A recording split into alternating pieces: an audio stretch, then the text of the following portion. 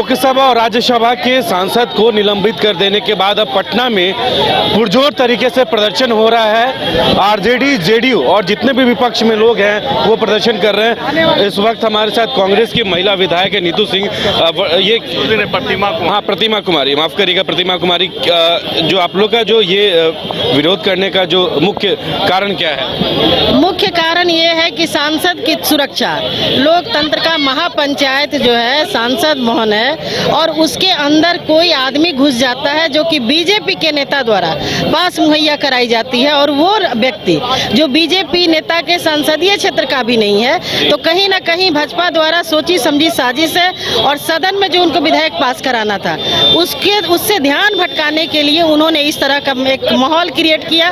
और जितने भी सदन में 145 सांसदों को जिस तरीके से उन्होंने बाहर किया है, सस्पेंड किया है, ये 145 लोगों को नहीं किया है, बल्कि मुझे लगता है कि ये पूरे देश के जनता को पता है कि देश के 1/3 जनता को उन्होंने बाहर किया। प्रतिमा जी, ये उपराष्ट्रपति का मिमिक्री करने का बात सामने आया, उसको लेकर देखिए ये कौन कह रहा है, मिमिक्री कौन कर रहा है? ये किसने कहा? किसी कांग्रेस के लोगों ने कहा, जदयू के लोगों ने कहा, कम्युनिस्ट वाले कहे।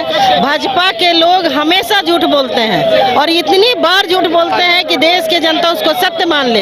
ये असल मुद्दों से दध्यान भटका करके ये सिर्फ और सिर्फ झूठ बोलते हैं। आपके हिसाब से ये जो सांसदों को निलंबित किया गया एक पनिशमेंट है जो बीजेपी के द्वारा दिया गया? बिल्कुल पनिशमेंट नहीं है, ये आपसे ये एकदम हिटलर शाही है जो लोकतंत्र के लिए खतरे की घंटी है।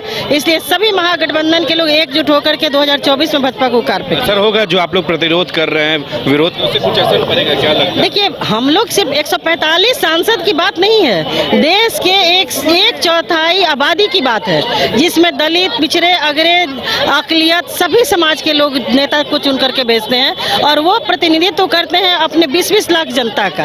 एक एमपी जो होते हैं 20 लाख 25 लाख जनता के नुमाइंदे होते हैं और आपने एक व्यक्ति को नहीं भेजा, फेंका है बाहर, आपने 25 लाख जनता की अवहेलना की है। उस हिसाब से समझ लीजिए कि 145 लोगों को जब उन्होंने बाहर किया है, लगभग 35 करोड़ जनता को उन्होंने अवहेलना की है। चलिए, क्या लग रहा है इससे कोई फर्क पड़ेगा? ये जो उपराष्ट्रपति का मिमिक्री, उसका पनिशमेंट मिला है सभी सांसदों?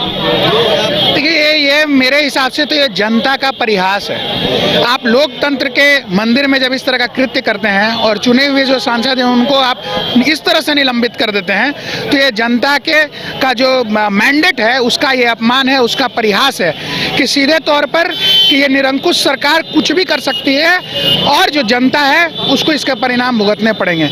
इसलिए मुझे लगता है कि 2024 में इनके कुकृत्य का जनता जवाब देगी। पूरा विपक्ष सड़कों पर है, जनता का समर्थन मिल रहा है, लोग भी आक्रोशित हैं। तो फिर से मोदी जी गारंटी दे रहे हैं। देखिए मोदी जी तो गारंटी पर ही उनकी सरकार बन जाती है। उनके पास दो ही काम है, गारंटी देना और दूसरा हिंदू मुस्लिम करके लोगों में बंटवारा करना। तो जो हमारा देश का इतिहास है उसको देखते हुए जब अंग्रेज भी यहाँ बंटवारा करके इस देश पर शासन नहीं कर पाए तो मोदी जी कौन से खेत के मूली हैं। तो निश्चित तौर पर 2024 में जो जनता है अपना जनादेश सुनाएगी और इनको अपने कुकृत्यों का हिसाब देना पड़ेगा।